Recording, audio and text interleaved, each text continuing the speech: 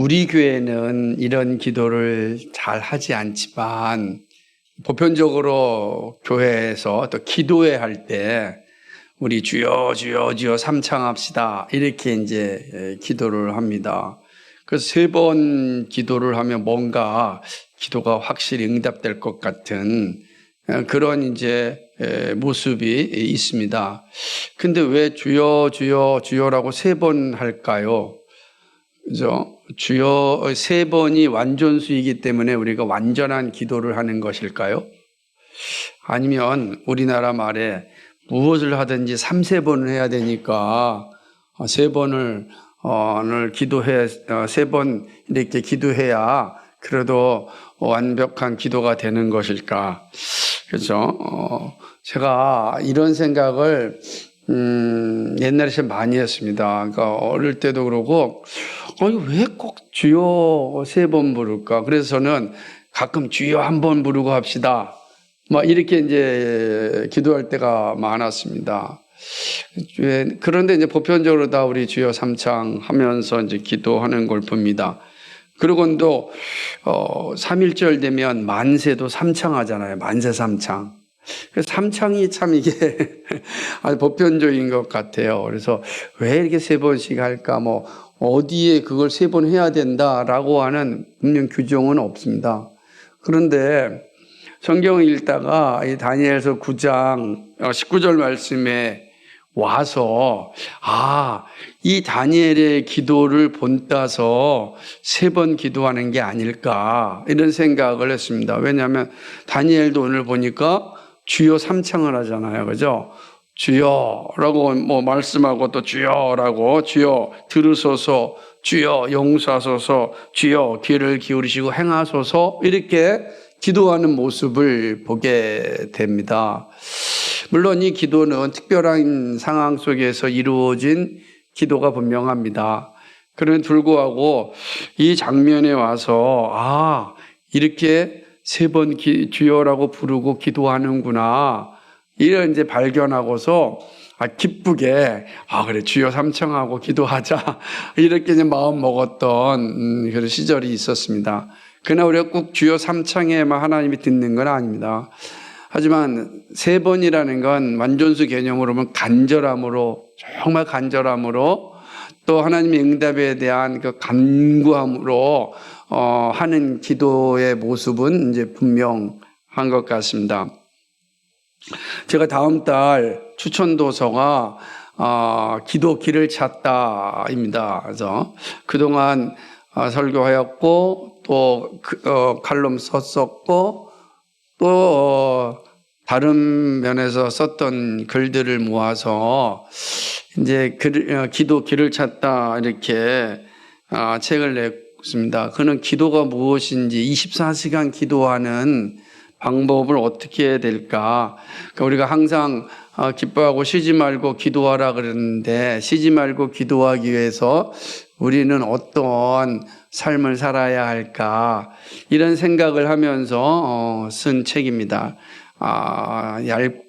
매우 얇아요. 하지만 제가 생각하기로는 의미 있는 그런 내용들을 다 담고 있다 이렇게 생각을 합니다.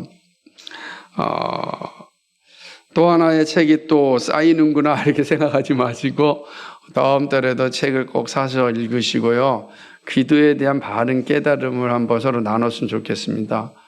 그리고 책이 집에 막 쌓일 것 같이 염려가 된다면 주변에 있는 사람들에게 선물해 주는 것도 좋은 방편입니다. 내가 읽은 책 복음을 증거하듯이 이렇게 사서 선물해 주는 것도 좋다라고 생각합니다.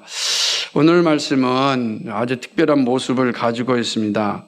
말씀이 말씀을 낳고 말씀이 말씀을 해석하는 그 원리가 무엇인지도 보여줍니다. 말씀과 기도의 관계를 잘 보여주는 내용이기도 합니다. 다니엘이 한 기도이지만 기도의 본질을 잘 보여준 그런 말씀이라고 생각합니다. 그래서 이 다니엘이 하고 있는 기도의 모습을 잘 기억하면서 우리 주님이 가르쳐 주신 기도의 모습을 잘 비교해 보면 참 유익한 점이 많을 것이다 생각을 합니다. 이제 금요일마다 주님이 가르친 기도를 살펴보고 있지 않습니까? 그 기도를 잘 생각하면서 다니엘이 하나님 앞에 기도한 이 모습을 한번 잘 비교해 본다면 우리의 기도가 좀 더 풍성해질 수 있고 좀 더 하나님께 가까이 가는 기도가 될 수 있다 생각합니다. 다니엘은 메대 족속 아하수르의 아들 다리오가 이제 왕으로 세움을 입은 그런 첫 해에 예레미야의 말씀을 읽게 됩니다. 오늘 말씀 딱 보게 되면 다리오가 이제 갈대아 나라 왕으로 이제 세움을 입죠. 그리고 이제 그 첫 해입니다. 이 첫 해에 이제 다리오는 거의 이제 마지막의 왕이니까요. 그러니까 이때에 이제 이 다니엘이 어떤 걸 읽냐면 예레미야서를 읽게 됩니다. 그거 이상하게 생각하지 않아요? 늘 성경을 읽는 분은 아닙니까? 근데 우리가 우리식으로 생각하면 큰일 나죠. 그죠? 왜냐하면 오늘은 성경이 지천에 넓혀져 있잖아요. 그러나 고대 시대에는 성경이 이렇게 지천에 넓혀 있지도 않고 한 권으로 묶고 있지도 않죠. 다 갈대아의 갈립으로 전부 다 이렇게 서책처럼 두루마기로 돼 있는 거라 사실은 성경을 읽는 게 그렇게 간단하지도 않았습니다. 더군다나 우리가 보게 되면 예레미야서는 또 이렇게 불태워지기도 하고 기록된 것을 그런 거 장면을 보지 않았습니까? 그러니까 성경이 뭐 여기저기에 널려 있는 건 아니었다는 거죠. 그래서 성경 전체를 한 책 읽던 그런 시대라고 이제 볼 수가 있습니다. 근데 마침 이때 다니엘이 예레미야서를 이제 읽게 되는 것입니다. 그리고 예레미야서를 읽으면서 아주 놀라운 것을 발견하게 되는데 그것은 바로 예레미야 선지자가 이스라엘 백성들을 향하여 말씀하기를 70년 동안 포로 생활을 하겠지만 흩어져 살겠지만 갈대아의 포로로 바벨론의 포로민이 되어서 살아가겠지만 70년이 차면 다시금 해방될 것이다 라고 말씀하셨어요. 예레미야 25장부터 29장까지의 그 내용들입니다. 그리고 다시금 회복하면 하나님께서 놀라운 은혜를 선물로 주셔서 다시금 이스라엘, 예루살렘이 꽃을 피우는 나라가 될 것이다. 이런 이제 약속이지 않습니까? 그러니까 다니엘이 그 말씀을 지금 읽는 것입니다. 대표적으로 예레미야 29장 10절 말씀을 보면 이렇게 기록됐습니다. 여호와께서 이와 같이 말씀하시니라 바벨론에서 70년이 차면 내가 너희를 돌보고 나의 선한 말을 너희에게 성취하여 너희를 이곳으로 돌아오게 하리라. 이 말씀을 지금 다니엘이 읽는 겁니다. 자, 근데 이 장면 기억합시다. 다니엘이 지금 이 말씀을 읽고 있던 시절이 젊은 나이입니까? 중년의 나이입니까? 노년의 나이입니까? 그죠? 한 노년이에요. 80이 노년이란 말이에요. 그죠? 그러니까 이 노년에 보는 거. 그러면 다리오가 이제 한 2년 있다가 이제 망하는데, 그러면 68년 정도 되는 한 2년만 있으면 이 이제 70년이 된다라고 하는 이 상황 속에서 정말로 흥분되지 않았겠어요. 그러니까 70년이라는 세월이 이렇게 흘러간 거예요. 그리고 이제 눈을 떠봤더니 내일이에요. 그런 거죠. 우리가 마치 아이들이 옛날 크리스마스는 한 12월 첫날부터 크리스마스 선물 받으러 기다렸는데, 와, 되게 먼 것 같은데 어느 날 보니까 내일이 크리스마스. 그런 흥분이 되는 거죠. 이렇게 비교할 수는 없겠지만은, 그러나 지금 이 나이 먹은 이 다니엘의 입장에서는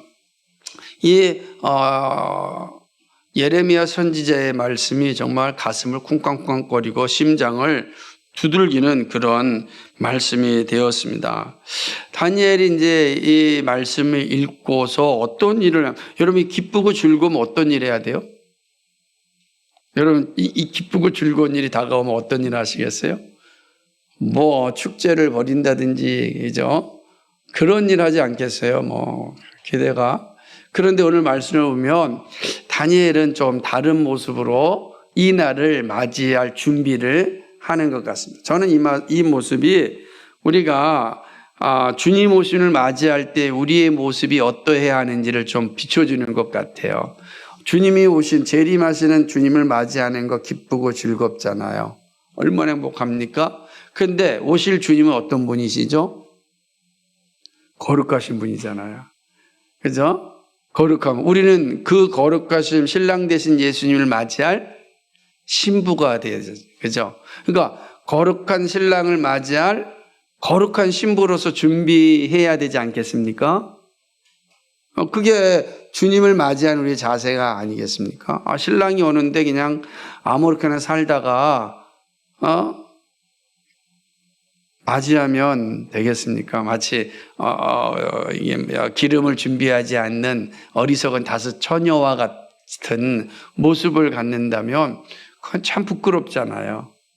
불충을 행하는 것 아니겠습니까? 그렇다는 거예요. 그러니까 다니엘의 모습에서 그렇습니다. 왜 그러냐면은 한번 볼까요? 3절에 보면 내가 금식하며 베옷을 입고 죄를 덮어쓰고 주 하나님께 기도하며 간구하기를 결심하였다는.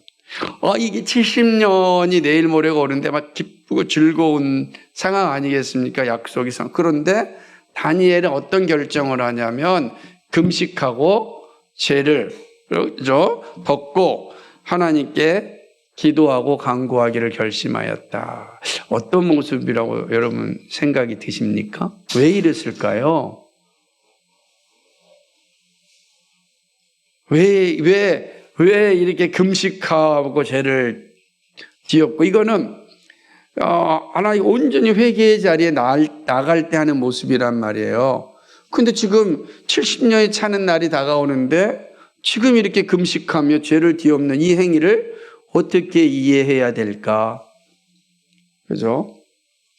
그것은 다니엘이 70년이라는 세월 동안 이렇게 백성들이 끔찍한 삶을 살아야 되고 예루살렘 성과 예루살렘 성전은 다 파괴되고 하나님의 영광이 사라진 예루살렘, 하나님의 영광이 보이지 않는 예루살렘 성전, 그거는 얼마나 끔찍한 일입니까?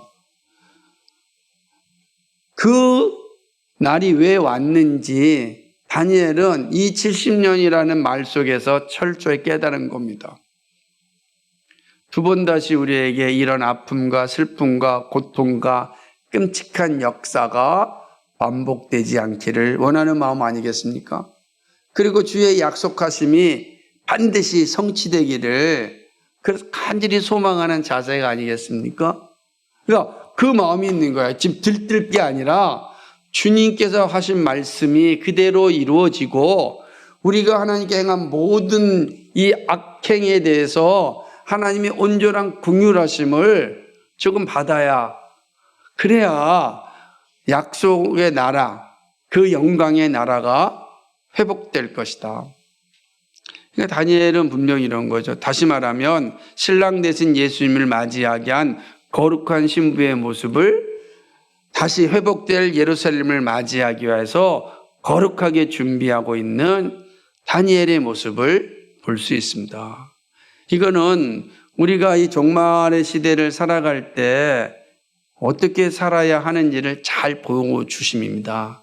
그래서 믿음의 선배들이 매주일 성찬식을 거행할 것을 이야기한 것은 매주일마다 주님의 죽으심을 기념하고 주님이 이곳에 임재하심을 늘 묵상해서 죄의 자리가 아니라 거룩한 신부로 잘 준비되게 하기 위함이었습니다.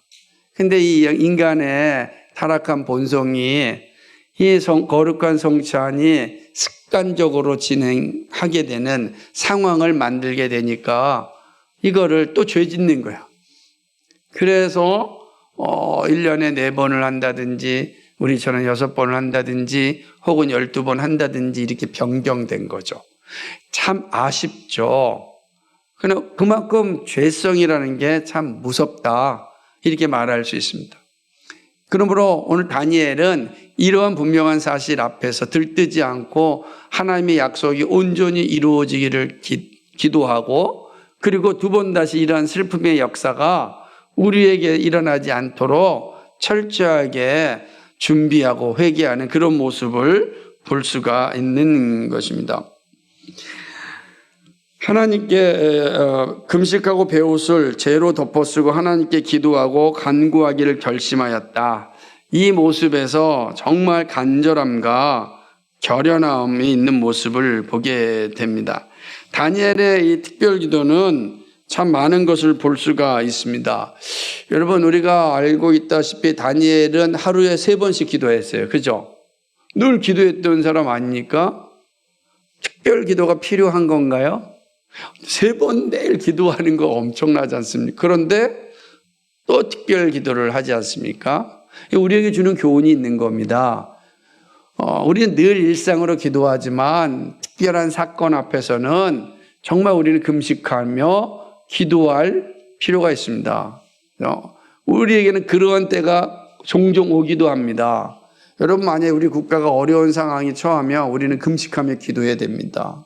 우리 가정이 그렇다면 금식하며 기도해야 됩니다. 교회가 어렵고 힘든 상황에 처하면 우리가 금식하며 기도해야 됩니다. 그럴 때가 올 수 있습니다. 다니엘에게서는 매일 3번씩 기도하였지만 지금 나라의 문제를 앞두고 정말로 금식하며 기도해야 될 때가 왔음을 자각한 겁니다. 그래서 결심합니다.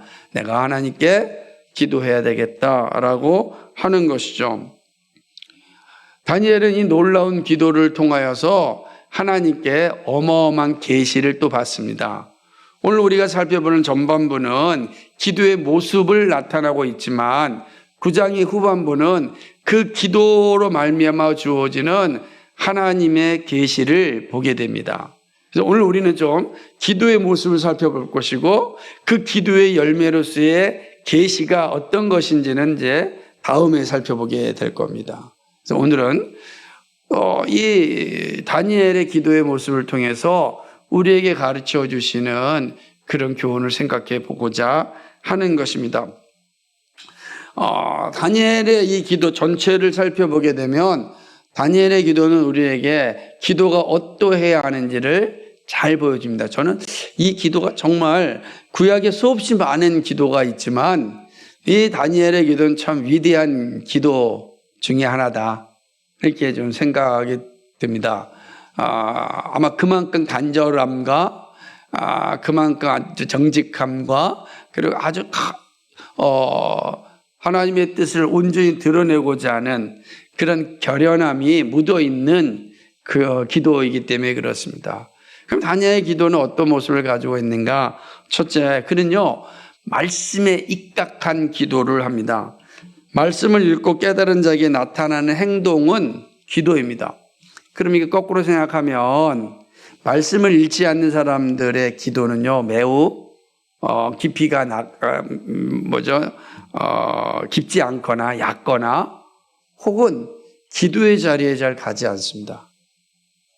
왜 그러냐면 말씀은 성령의 영감으로 주어졌잖아요. 그래서 성령은 말씀을 통해 일하시잖아요. 그 말씀을 읽으면 성령이 우리 안에서 일하십니다. 그래서 우리로 하여금 기도의 자리로 가게 합니다. 말씀을 깨달으면 가만히 있을 수 없습니다. 성령께서 기도하게 하십니다.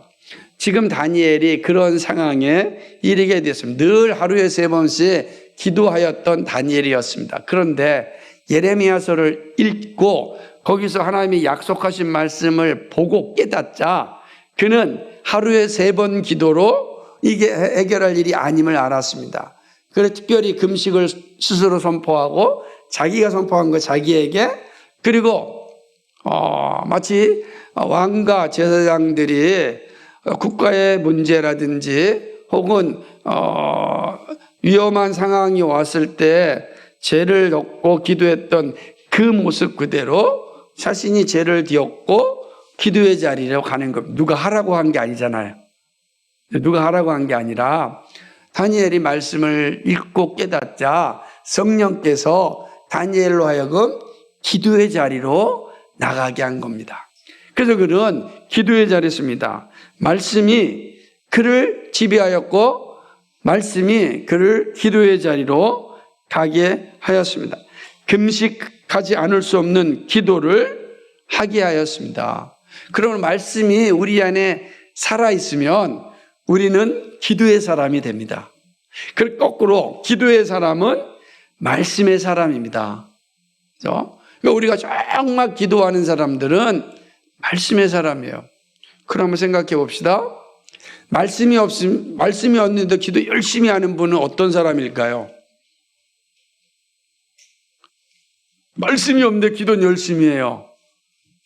그건 어떤 사람일까요? 여러분, 매우 위험한 사람입니다. 왜냐하면 대부분 그런 기도는 중언부언이든지 혹은 자기 욕망을 위한 기도이든지 혹은 주문에 불과합니다. 그래서 왜냐하면 기도는 모든 자연 종교에 다 있습니다. 불교도 기도하잖아요. 그죠? 기도하지 않는 종교 본 적 있습니까? 저기 인도에 가보십시오. 난리잖아요. 곳곳에 다 기도하지 않습니까? 일본에 가보십시오. 신사에 다 기도하러 모입니다. 기도 다 합니다. 그러나 말씀이 없는 사람은 그거는 주문이 됩니다. 말씀이 없으면 자기 욕망을 채우는 요구가 됩니다. 중언부언하게 됩니다.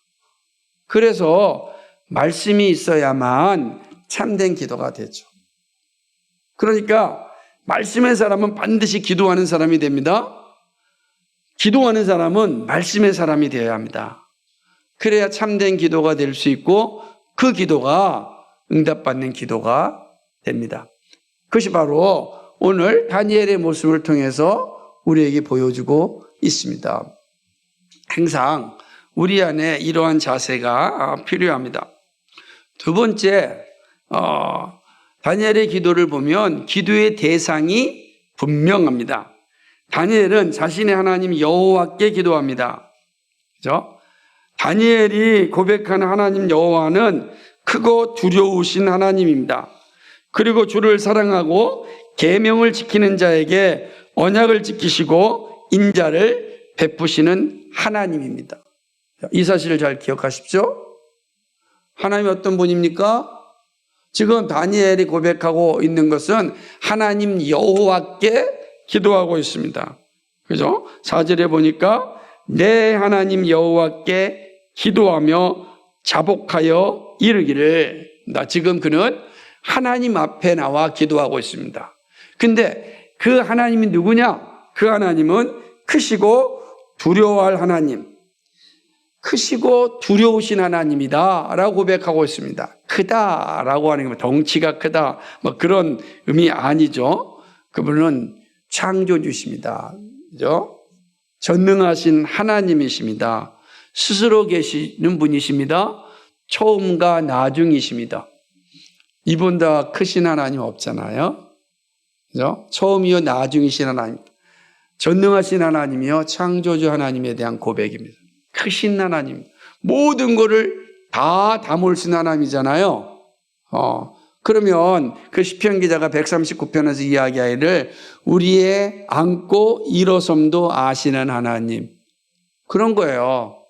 내가 하늘에 있든지 땅에 있든지 어디에 있든지 그곳에 나와 함께 계신 하나님. 그렇다면 크신 하나님 앞에 피할 수 있겠습니까? 도망갈 수 있겠습니까? 없는 거예요. 그렇죠? 그 고백하는 겁니다. 나는 그 하나님 앞에 기도합니다. 우리가 기도할 때 우리 하나님이 어떤 분인지를 명확하게 알고 있어야 합니다. 그거 보시죠.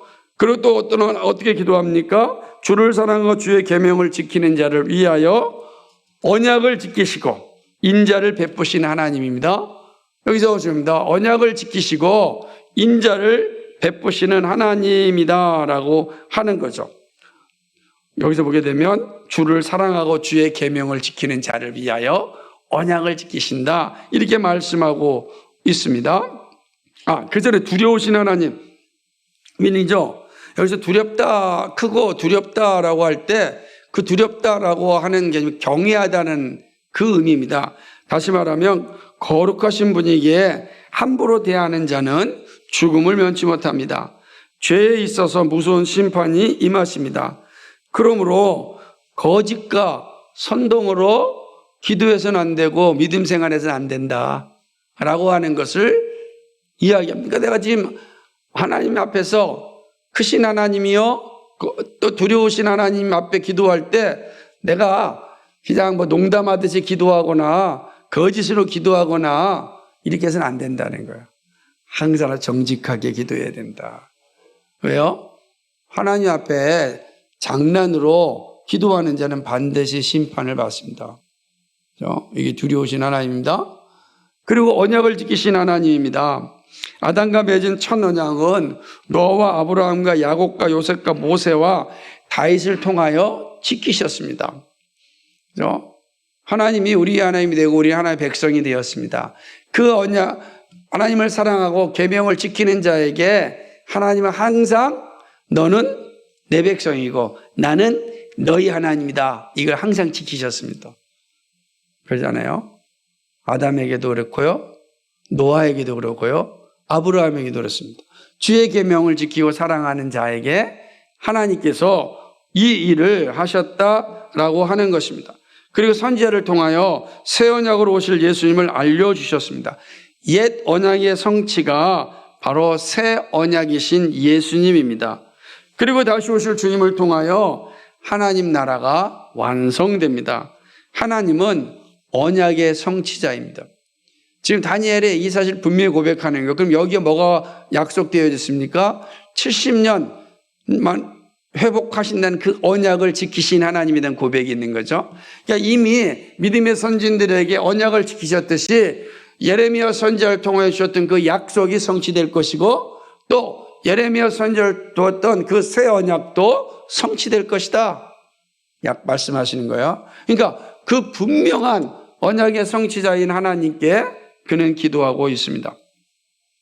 또한 하나님은 인자를 베푸시는 분입니다. 긍휼의 하나님입니다. 구속주 하나님입니다. 독생자를 보내사 죽어가는 우리를 구원하신 인자하신 하나님입니다. 하나님의 인자가 없다면 우리는 소망이 없습니다. 그죠? 그러나 인자하신 하나님이기에 우리를 구원하여 주셨습니다. 십자가는 인자하신 하나님의 선물입니다. 자, 우리의 기도가 어떠해야 하는지 분명하게 가르쳐 주고 있습니다. 기도의 대상이 분명하지 않을 때 우리는 중언부언하게 됩니다.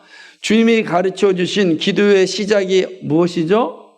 하늘에 계신 우리 아버지여. 우리가 하늘에 계신 우리 아버지여라고 시작하는 기도가 무엇인지를 지난주 금요일에 자세히 배웠습니다. 자, 오늘 이 다니엘의 기도에서 명확하게 나타나지 않습니까?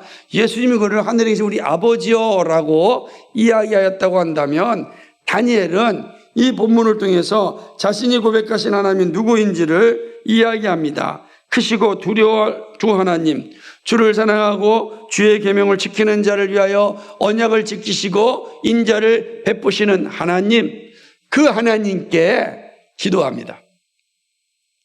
우리의 기도가 누구를 향하여 기도해야 하는지를 분명하게 보여주고 있습니다.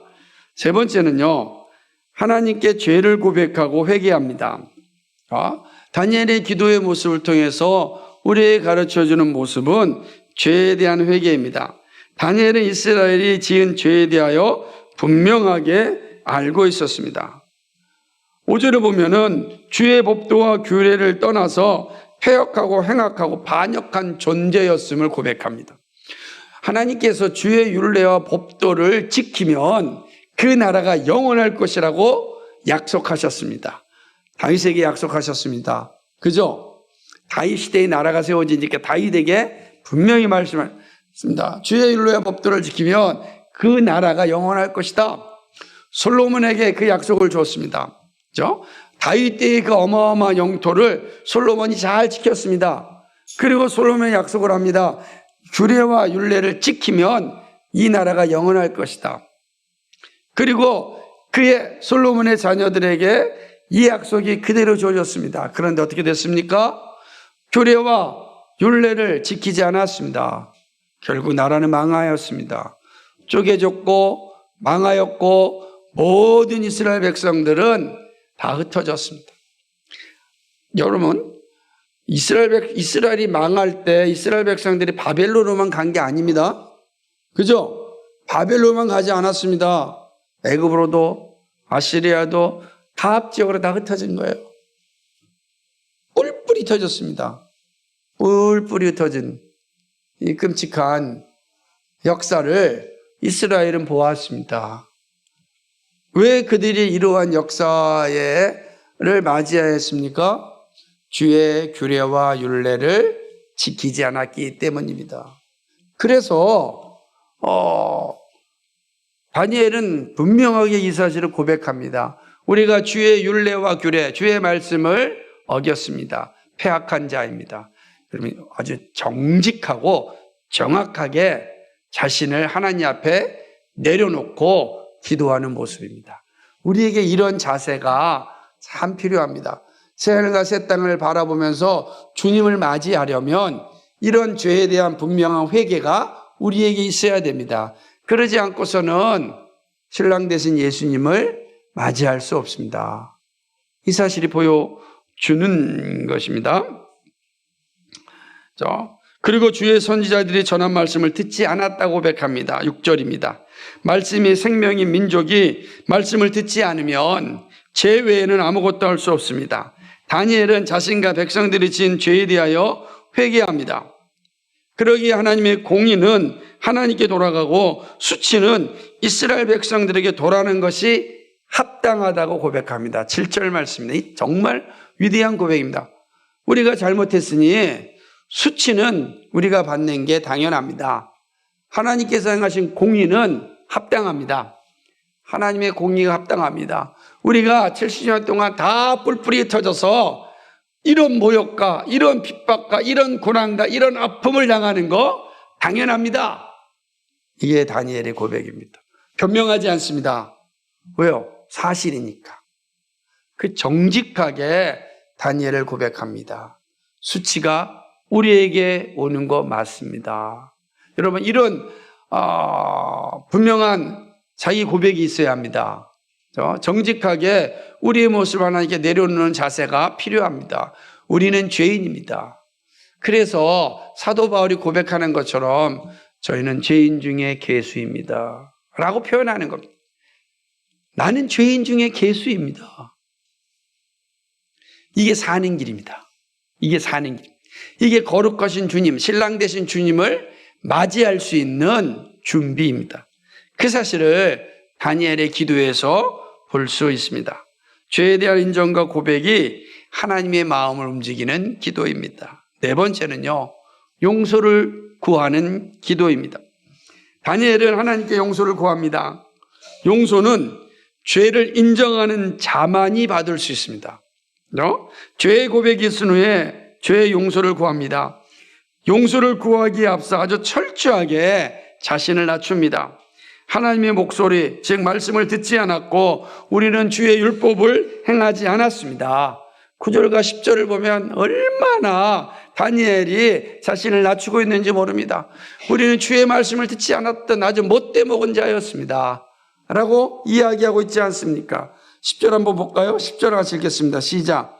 우리 하나님 여호와의 목소리를 듣지 아니하며 여호와께서 그의 종 선지자에게 부탁하여 우리 앞에 세우신 율법을 행하지 아니하였나이다. 11절 읽어볼까요? 온 이스라엘 주의 율법을 범하고 치우쳐 가서 주의 목소리를 듣지 아니하였으므로 이 저주가 우리에게 내었으되 곧 하나님의 종 모세의 율법에 기록된 맹세대로 되었사오니 이는 우리가 주께 범죄하였음이니이다. 아멘. 그러니까 이렇게 얘기하는 겁니다. 우리는 아무 할 말 없습니다. 우리가 이렇게 당한 건 우리의 잘못입니다. 여러분, 우리가 하나님 앞에 섰을 때 변명하면 안 됩니다. 그렇죠? 우리가 알고 모르게 지었던 모든 죄를 다 아시는 하나님이십니다. 그래서 우리가 늘 회개 기도할 때는 오 주님, 내가 인식하며 지었던 죄뿐만 아니라 내가 알지 못하고 지었던 죄도 용서하여 주옵소서 기도하는 겁니다. 철저하게 낮아지는 그러한 이 다니엘의 모습을 볼 수가 있습니다. 그러므로 주님의 저주가 내린 것을 다 이스라엘 공동체의 죄에 있다고 고백합니다. 아주 철저하게 대충 습관적으로 하는 것이 아닙니다. 정말로 온몸을 다해 회개합니다. 하나님께서 온 천하에 내린 적이 없는 재앙을 이스라엘에게 내린 것은 이스라엘의 죄가 크기 때문이라고 12절에서 고백합니다. 그러니까 이스라엘이 내린 이 하나님의 재앙은 역사상 없는 재앙이다.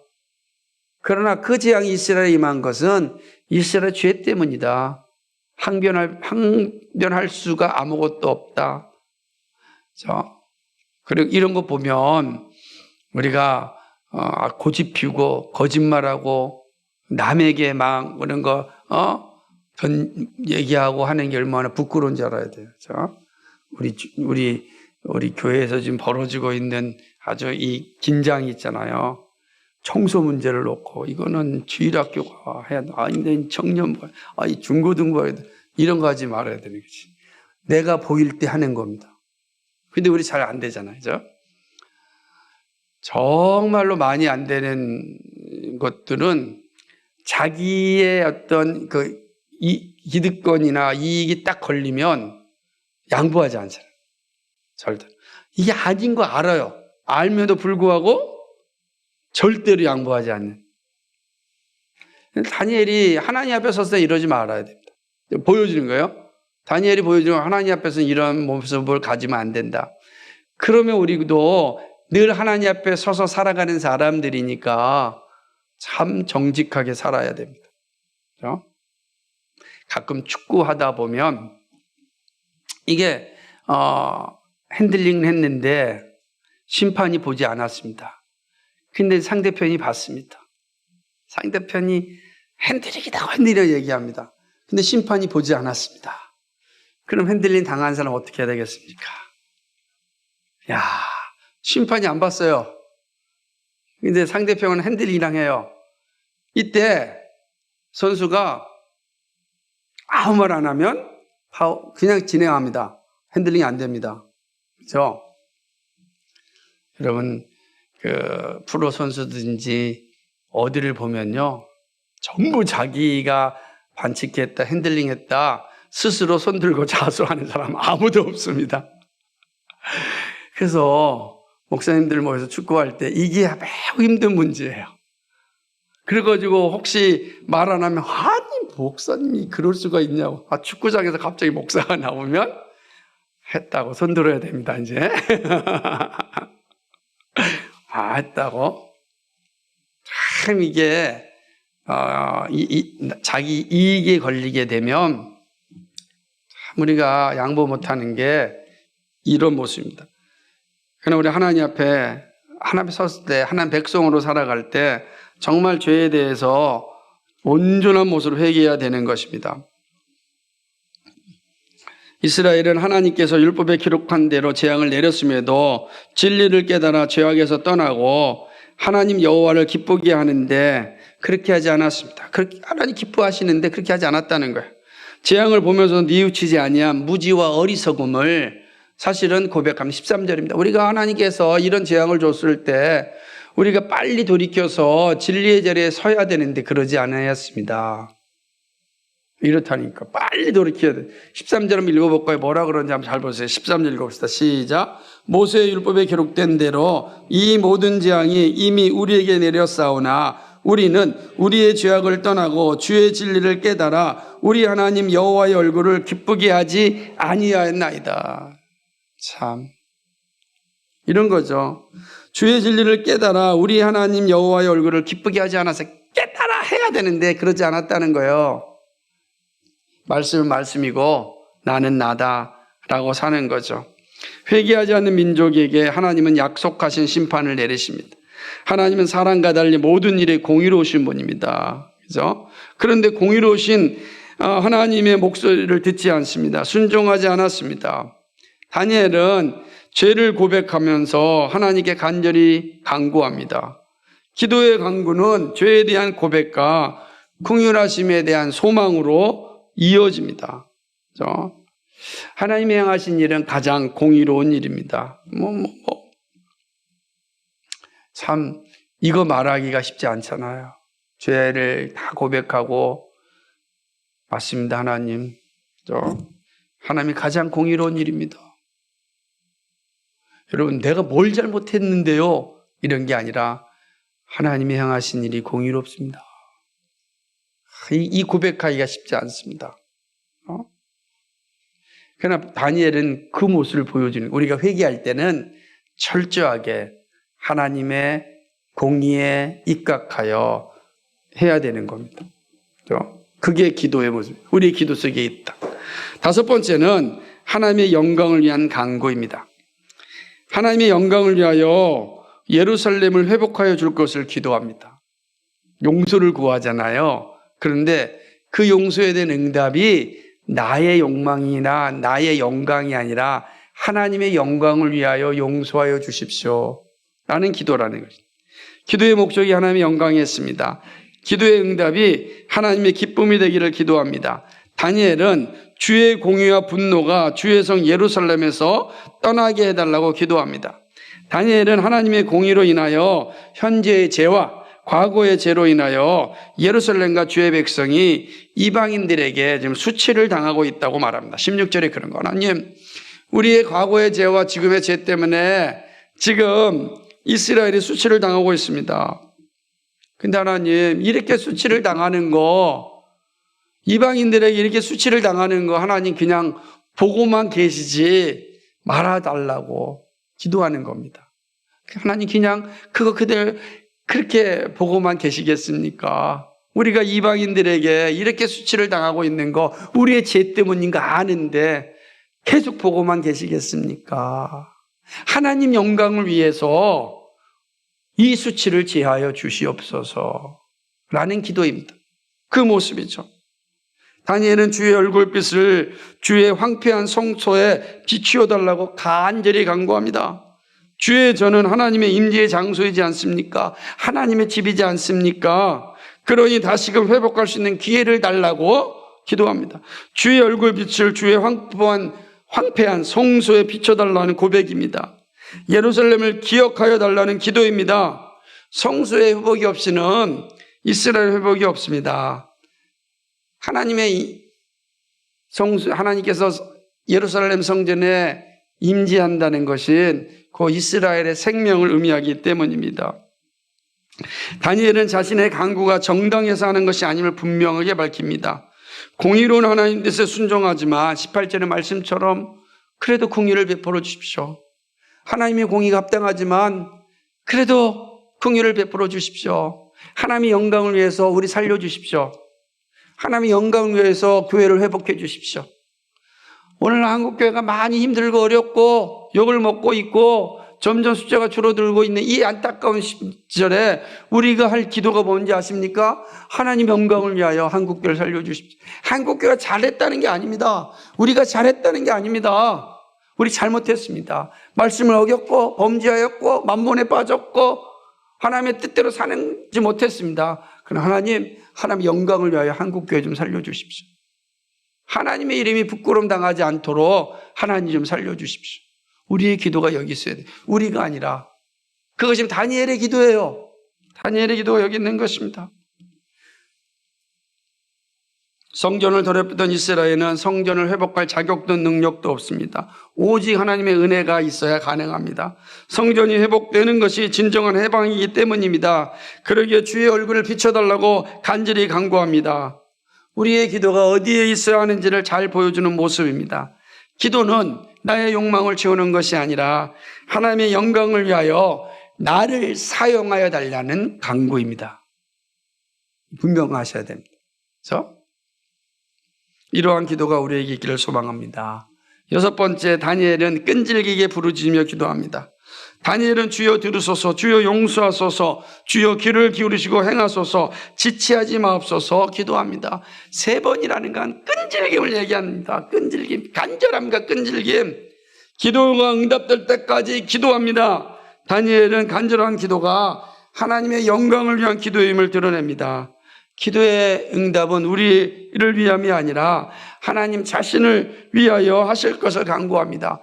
그게 19절에 기가 막힌 표현, 19절의 마지막에 보면 나의 하나님이여 주 자신을 위하여 하시옵소서. 주 자신을 위하여. 다니엘의 기도는 모든 것이 다 하나님의 주권에 있음에 대한 고백입니다. 다니엘은 우리의 일이 곧 하나님의 일임을 강조합니다. 하나님의 영광이 우리의 영광입니다. 이것이 다니엘의 기도의 모습입니다. 말씀을 맺습니다. 다니엘의 기도는 말씀에 대한 깨달음에서 시작합니다. 말씀이 다니엘을 깨닫게 하였습니다. 말씀을 읽고 듣는 것이 시작입니다. 말씀에 깨달음이 없이는 변화가 없고 변화가 없으면 기도하지 않습니다. 말씀이 항상 시작입니다. 말씀을 읽으면 죄의 실체를 정확하게 알게 됩니다. 이스라엘 민족이 각국에 흩어져 수치스럽게 70년을 보낸 것은 불순종이라는 죄 때문임을 다니엘은 알았습니다. 그래서 그는 정직하게 고백하고 하나님의 공의가 옳다라고 고백합니다. 하나님은 크시고 두려우신 하나님, 언약의 하나님, 인자를 베푸신 하나님입니다. 죄에 대해서는 공의를 징계하시지만 주를 사랑하고 친실한 자녀들을 위하여서는 자신이 하신 언약을 지키시고 인자를 베푸시는 분입니다. 우리 하나님 이런 분이에요.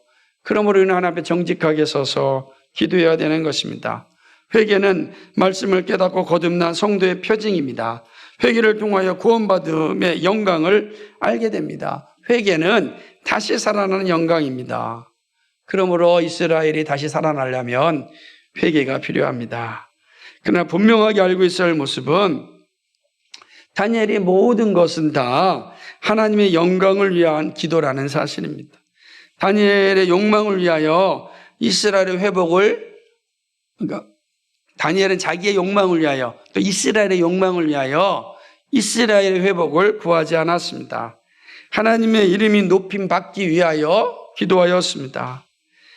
그러기에 하나님은 다니엘에게 놀라운 비밀을 알려줍니다.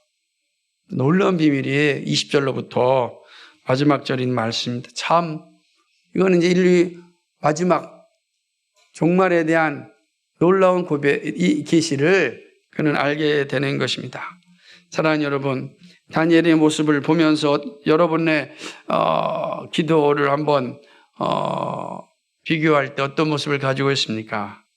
유사합니까? 아니면 전혀 다릅니까? 기도는 그리스도인의 확실한 정체성입니다. 영적 전쟁에서 능력을 나타내는 무기입니다. 그러므로 그리스도인은 기도 없이 살 수 없습니다. 우리의 대부분의 문제는 기도가 없어서 나타나고 또 우리 대부분의 문제는 기도로 해결됩니다.